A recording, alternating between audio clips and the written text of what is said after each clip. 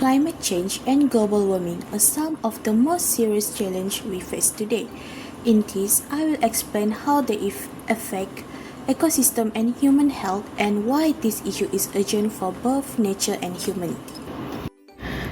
In this, I want to talk about greenhouse effect.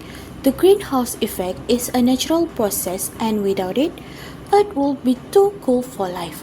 But the problems start when human activities such as burning coal, oil and gas and cutting down forests. It releases too much carbon dioxide, methane and nitrous oxide. This gas trap extra heat in the atmosphere and that's drive to global warming. The more gas we add, the hotter the planet becomes. As temperature rise, ecosystems are starting to lose their balance. Plants are flowering early or later than usual, which disrupt their relationship with pollinator. Animals that depend on seasonal signal are changing their migration routes, often arriving too soon or too late for food. Unfortunately, not all species can adapt quickly enough to this change. This puts many organisms from insects to large mammals at higher risk of extinction. Climate change is not just about the environment, it directly affects human health. Warm climate creates ideal conditions for mosquitoes and other disease-carrying vectors to spread. Rising sea temperatures are having a big impact on our ocean. Coral, which are very sensitive to heat, start to bleach and die when the water gets too warm. When that happens, thousands of marine species lose their home, and this disrupts entire food chain. On top of that, the extra carbon dioxide in the air also makes our ocean more acidic.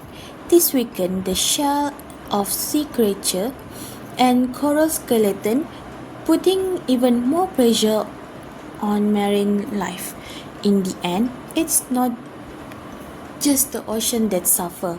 Fisheries shrink and coastal communities that depend on them also affected. On land, climate change brings really serious challenges. Hotter temperature fuel more frequent wildfire, destroy habitat, and make extreme weather even stronger. Farmers are among the most affected. When rainfall becomes unpredictable, crops can't grow properly. Long, intense drought dry up the soil, while flood wash away farmland. All of this lead to food insecurity, which not only hurt local farmers, but also threaten the global food supply we all depend on.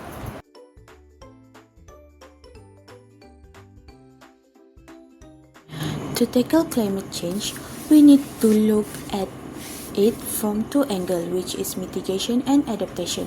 Mitigation means dealing with the root cause, for example, cutting down greenhouse gas emission by using renewable energy like solar and wind, protecting our forests and reducing waste. Adaptation is about getting ready for the change that already here. This could be through better disaster warning system, stronger healthcare to manage climate-related disease, and more sustainable farming practice. If we use both approaches together, we can lower the risk and build communities that are more resilient for the future. In conclusion, climate change and global warming are not just scientific terms or environmental buzzwords.